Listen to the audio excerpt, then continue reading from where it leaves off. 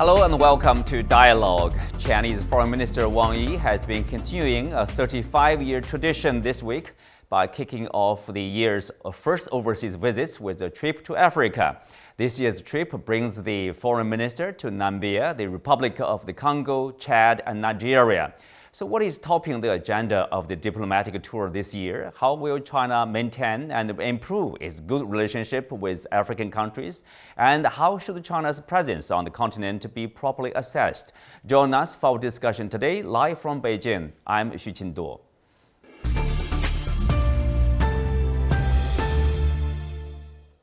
Well, joining me today are Ye Hailin, president of the China-Africa Institute, Jana De Kluiver, consultant at Africa International Advisors, and Gichinga, a chief economist from Mentoria Economics, and Ovigwe Eguegu, policy analyst at Development Reimagined. Welcome to the show. Hailin, I will start with you. This is the 35th year, that the Chinese side chose African continent as the destination of their first overseas visit. And tell us more about this tradition and why have Chinese foreign ministers listed Africa as their first destination of each new year? Just you mentioned, it's 35 years. It could treat as a tradition. Actually, in 1991, then Chinese Foreign Affairs Minister Mr. Qian Qichen led a delegation to visit the Northeast Africa, including Ethiopia, Kenya, and Tanzania, as his first destination of that year's visit. So from there on till now, it's already 35 years. There's never break, never exception. The Chinese Foreign Affairs Minister always pick up the African country as the first destination of the yearly visit. So all the Chinese major diplomatic exchange in any year is a start from the interaction between China and Africa. This is called a very unique tradition. Actually, the Chinese foreign diplomats' action with African country is not only in this case. We also know the longest overseas visit launched by the Chinese Prime Minister. This record is also between China and the African country in 1960s, and then Chinese Premier Zhou Enlai led a delegation to visit the African continent to kick off the diplomatic interaction between China and the African country. So we can, and from there on, the Premier Zhou paved the way for the further cooperation, the coordination, and the interaction between China and African country. So we see this is very important. It's not only symbolic. It really means China always take African country as the diplomatic priority, particularly this year, because we know in last September, China successfully held the FOCAC Beijing summit, and during the summit, the Chinese government upgrade his diplomatic ties with all African countries into the strategic level, and all the 53 participants, the attendants of the FOCAC Beijing summit, they reached a very wide consensus to launch the cooperation to co-build the modernization process between China and Africa. So I think it means a lot. And this year we can take as very important steps for Chinese government and the African countries to co-construct the shared future shared destination community, and also to go forward for the modernization process to implement the 10 action plan of the Beijing summit FOCAC. Yes, we will come back and touch upon obviously this action plan, Beijing and the FOCAC, implementation. But before that, Jana, I want to have your opinion about how you look at this relationship. Currently, from the Chinese view, we see that as a traditional friendship relationship, a strong relationship, supporting each other politically, including the independence of African countries, 1960s, 50s, and until now, economic development. China sees Africa as a continent for opportunities. But at the same time, there's popular view, like in Western nations in particular, they would see the Chinese presence in African continent as a competition with European countries or with other countries. How do you look at the presence of China in Africa? Well, firstly, I think competition can be good. It's very natural that there would be numerous external partners vying for Africa's attention because the continent does have burgeoning markets and immense natural resources, amongst other things. So I think there is a scenario in which competition on the continent can be very healthy. If anything, China's increased presence could spur on Western investment as well as from the Gulf states increasingly. So this type of healthy competition on the continent really is good for driving forward the type of sustainable development that we need. In terms of taking stock of where the relationship currently is, I think it runs very deep and very wide. Cooperation has stretched very much from being economic to also having this heavy political dimension to increasingly also a security dimension. And it's this type of wide interaction stretching across all different areas that I think makes it so successful. Something else that I think that Beijing has been very intentional in cultivating is also the people-to-people ties implicit in all of these interactions. So not merely keeping it at economic trade, for example, investments, but also having a trickle-down effect to having people-to-people exchanges. And I think this has really created a shared cultural experience between the two different entities that makes the relationship that much more sustainable in the long run. Of course, Africa is not a country and has very diverse needs, and what we might see in one country might differ from the needs of another. But I do think in all of the countries that has diplomatic relations with China, there has been heavy investment in building this relationship forward over the past decades. So taking stock of that going forward, I think the continued emphasis on green investment, small is beautiful under the BRI, and more cooperation within the technological realm as well is something that might have been different from the infrastructure heavy investment we saw at the start of the BRI. But I think this development is positive, and I do think there is a responsiveness from Beijing's side in really taking to heart what African states want in terms of their partnership. Mm-hmm. Well, speak of that, of course, the first destination of Mr. Wang Yi is Namibia, and he talked about this, time-honored friendship between China and Africa, and he also calls China the most reliable partner for the African countries. So I want to have, Ovigwe, if you look at the China and Africa relationship, China and Namibia in particular, Mr. Wang Yi also said that China is ready basically to make the investment to help Namibia to transform its, we know that this country is rich in resources. So to make such advantage into like development benefits or social benefits. How do you look at this relationship between China and Namibia? How do you characterize that kind of cooperation? Yes, it's very interesting that Foreign Minister Wang Yi is mentioning the natural resource sector because, as you all here are aware, there is a new government in Namibia, and there's new commitment towards driving development of Namibia, particularly with focusing on the natural resource sector, which of course it does have a lot of endowment in that regard.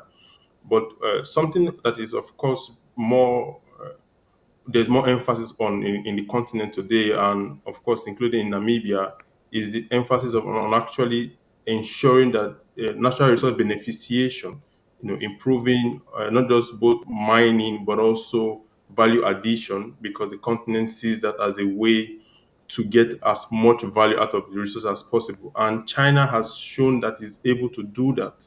But if you look at lithium, for instance, it has made those type of investments in Zimbabwe. Also in my country, Nigeria, there is a 4,000 ton lithium processing facility in central Nigeria by $100 million.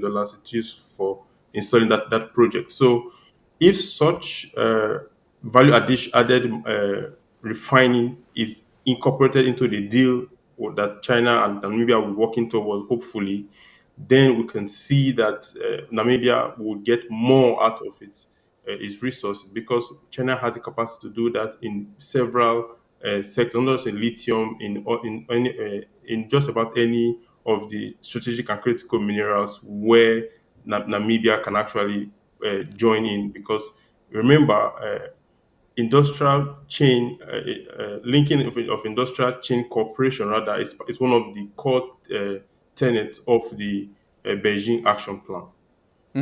Well, that's a part of the efforts, for industrialization, and of course, Ovigwe, tell us more about what about the possible cooperation in the say, new energy area, green energy area, like investment in the solar, nuclear, wind power, for example, or the building of solar panels in Namibia by the Chinese side.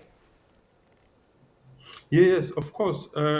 The thing with the cooperation, particularly in the energy space with China African countries or even Namibia in particular, is if you look across the continent, and I'm sure the Namibians are seeing this too, is that whether you're looking at traditional or hydrocarbon sources or new energy sources, you have an area where you can always cooperate with China. Namibia, one of those countries where they are also looking at these new energy sources, be it green hydrogen, solar panels, because of its environment allows for that. And if you see the examples of what has been achieved in places like Morocco, with Morocco and China have achieved there, it stands reasonable for the Namibians to say, look, we want to do those type of projects in our country. We have a climate that will allow us to tap into that potential, and green development is part of the action plan as well. So there is movement in that direction with Chinese companies to see how they can they can move forward to because energy security is a core requirement for African countries, particularly those who are actually keen on the driving industrialization.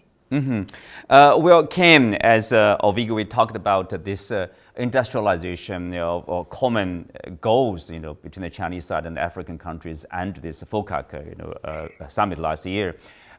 So we are looking at industrialization, working together to modernize both China and, of course, African partners. Many thanks and Happy New Year. Indeed, if you look at China's growth model over the last 40 years, it has really been an export led growth strategy where they receive raw materials, minerals from Africa. Much of it is put into heavy manufacturing, and products are exported to the rest of the world. That has been Chinese growth model, which has worked very well and has lifted millions of people out of poverty. Now, there was a period about 3, 4 years ago where China was attempting to change that growth model, focus more on domestic demand in China. But I think the COVID pandemic and its effects have really disturbed that model. So I think China is back to what it knows best, the export led strategy. And of course, Africa will be critical because Africa really is the home of much of these natural resources. And it was no coincidence that Namibia was top of that pile because Namibia is rich in uranium. The world's largest solar plant is being built there. So for me, I think this is a confirmation that China has resumed its original growth strategy, and African countries will be critical, particularly in the production and transfer of raw materials. Hailin, tell us more about, this is the first year for the implementation of this, all the achievements, for CAC last year and also Beijing Action Plan. What is the focus? What is the priority for the first year, maybe? Yeah, our African friends, they all talk about the raw materials and the energy sectors for the mutual cooperation or the bilateral cooperation between China and the African country. But I would like to remind one thing that it's only the early harvest phase for the industrialization process and the industrialization cooperation between China and the African country. We know when we are talking about the international market and also the modernization, the industrialization, we should notice that the country has to exchange something from the international market, so sell there some comparative advantages and get the products they need. So under the current stage, the African continent, there are advantages, comparative advantages, is the resources, including the raw materials and the energy. But they won't last very long. It won't be the permanent phenomenon for the international market related to the African country. The 10 action plan of the FOCAC Beijing summit is aiming to upgrade the industrialization and the modernization process in the African. So mainly in the future, under the support of the joint effort of the China and the African country, Africa should encourage the domestic local industrialization process. So make the African advantages from the raw materials and the energy sectors into the industrialization and manufacture sectors. Such kind of the process is very crucial for the future of the African country, and China would like to participate in that. So we can see that China invests huge in the clean energy in Africa, and all the clean energy sectors. There are mainly products is the electricity. China couldn't get any electricity back to China, and they all be consumed in the African continent. So when we talk about the energy, we need to notice that this energy is not some actual goods or some raw materials. It's the things needed by the African industrialization process. Yeah, you by do need African energy, people. yes. Right. And China would like to join us because we would like to see more and more African people find a job to be a factory workers, to get incomes, and to tend to the consumers of the Chinese high-tech products. So make the cooperation has the upgrade to the new level. So that's the core targets or the core strategy of the 10 action plan of the FOCAC Beijing summit.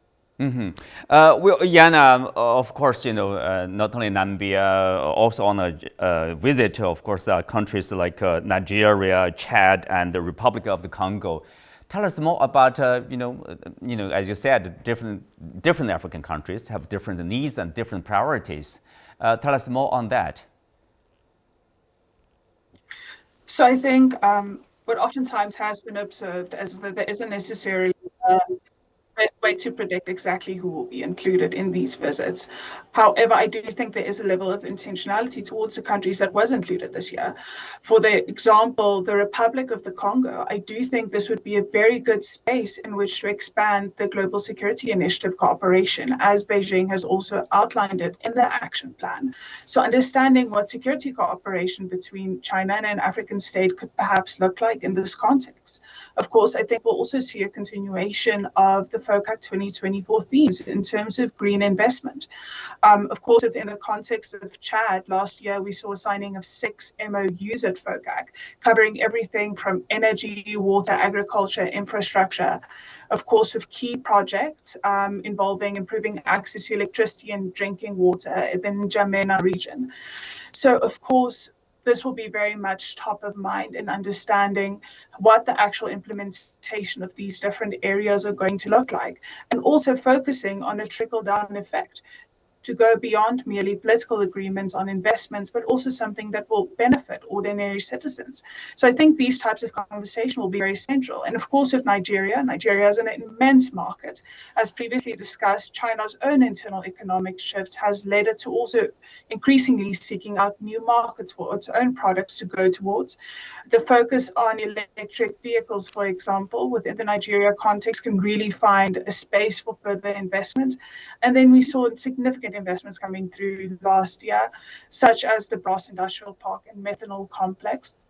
So I think furthermore, also investment in value addition is going to be at the top of mind. As a pull-through theme, I do think we'll see conversations around improving trade imbalances, reducing tariffs, increasing trade, and then also having investments and an actual step-by-step plan moving forward, building on what we saw outlined last year at FOCAC. Given what you said, and that by But Hailin, we see the focus on energy, of course, that will produce electricity for regular folks and also for industrialization. You need energy, otherwise it's just impossible. Empty talk of industrialization, and also security, just like a peace and stability. Without security, probably it's very hard to talk about development for any country there. So I'm looking at these issues, security, energy, and then poverty alleviation, industrialization, jobs, income. It's like a comprehensive efforts, from both sides to develop this land. Am I true? Am I right here? Of course. I Of course, 100% the agree. 10 I action think plan. Beijing has learned from the Yes, Jana, please. Yeah. Beijing has learned from the successes of the Belt and Road Initiative ways. And I think the intentionality behind the Global Development Initiative, Global Civilization Initiative, and Global Security Initiative is also diversifying cooperation within these different spheres. There has been a sense from China that cooperation isn't just economic, but there's also a political dimension. And as we increasingly go into a geopolitically turbulent time, there needs to be intentionality behind how these relationships are fostered. Because as you've mentioned, it's not just about the industrialization of GDP increasing, but it's actually about people. Yeah. Yeah. Let's have Hailin. Go ahead, please, Hailin. Okay, we know that the 10 action plan it covered multiple dimensions, not only the economy, particularly not for the energy issue. No, we also noticed that in the recent months or years, and the Western African faced a very serious security challenge, and also the regional integrity and the cooperation process also faced some obstacles. So I think that's also the reason why the the Foreign Affairs Minister Wang Yi paid a visit and picked up the Western African country as one of this destination. Mm-hmm. China not only seeking the economic cooperation from the African partners, but also would like to make some contribution for the stability and the security issue in the whole continent to see what China can do for the Western African regional cooperation integrity process will be also one of the purpose of the Foreign Affairs Minister Wang's visit to Africa this time. I think I'm pretty sure how to find a solution to maintain the mainstream of the regional integrity and the regional cooperation is also very crucial task for the Chinese Foreign Affairs Minister's visit. Yes. Ovigwe, you were nodding your head while Ye Hailin was talking about his opinions. Tell us more about the overall this comprehensive relationship here. Of course, the purpose is very clear: poverty alleviation, development. I mean, you can, maybe in one word you can summarize this relationship for the purpose of development. I mean, how can African nations like Namibia, like Nigeria here, we talk about Chad and Republic of Congo, how can they do to cooperate with the Chinese side? Make good use of this 51 billion financial assistance, agreed upon last year at the FOCAC summit. Ovigwe, is your mic on?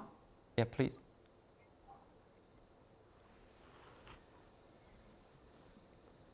So let's move to Ken, please, Ken. I think that's a very good question, but I think it's important we paint the right perspective. One of the biggest questions that is arising in Africa is a question of trade balance and the issue that African countries are importing way too much from abroad, things that could be cultivated in Africa, things that could be made in Africa. So there's a big feeling across the continent that Africa needs to be part of the production process, not just a consumer to products that have been created abroad, but needs to be part of the production process. Now, if these structures enable that conversation, then I think it can be a very good thing.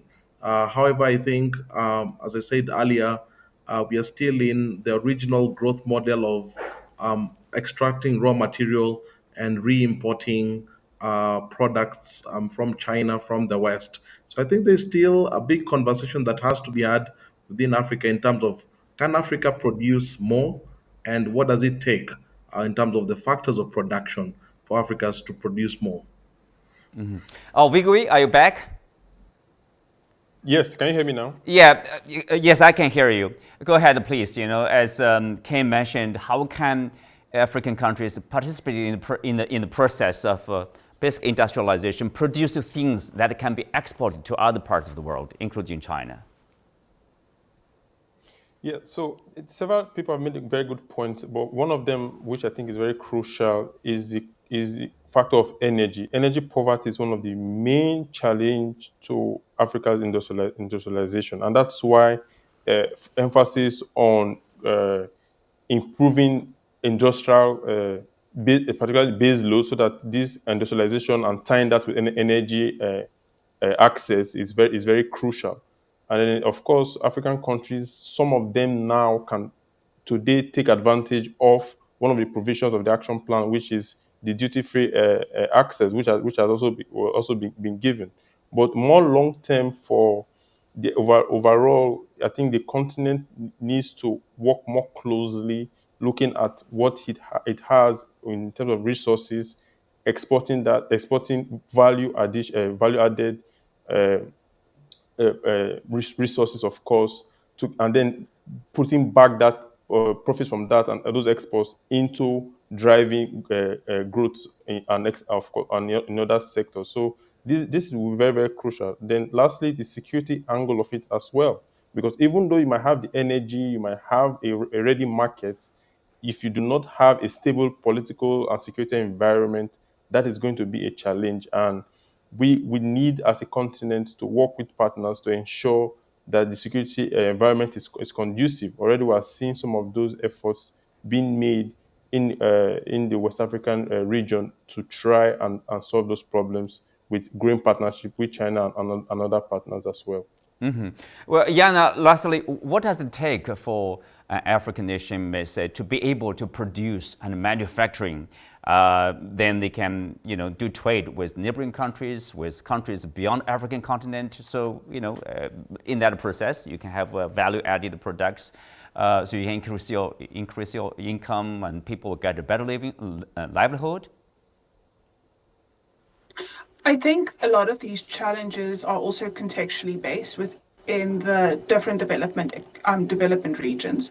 So I do think something that's very important to keep in mind also within the conversation of value addition is local value chains. So really the implementation of the African Free Trade Agreement is very central to, even though these products might be able to be produced in the African continent, but also having intracontinental trade to also move this forward. And having these value chains, not just on a national level, but really having that focus on a regional basis as well. And I do think that's a big step forward. Now, exactly what it would take, there's a lot of different levels of development within the African continent, and also different levels of infrastructure, connectivity, and capabilities. So I think really understanding the national context, but then working within the regional and within the continental frameworks to also drive forward a more sustainable type of development. And I 100% agree with previous panelists that it's so crucial to have that value addition if the continent is to move forward. And I think that's why it's so important that Beijing is also mindful of this in its interactions with African states.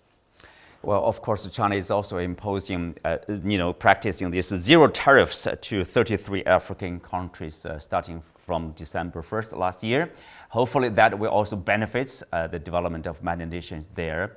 With that, we come to the end of today's show. Many thanks to our guests. You can also watch us on the CGTN app on YouTube.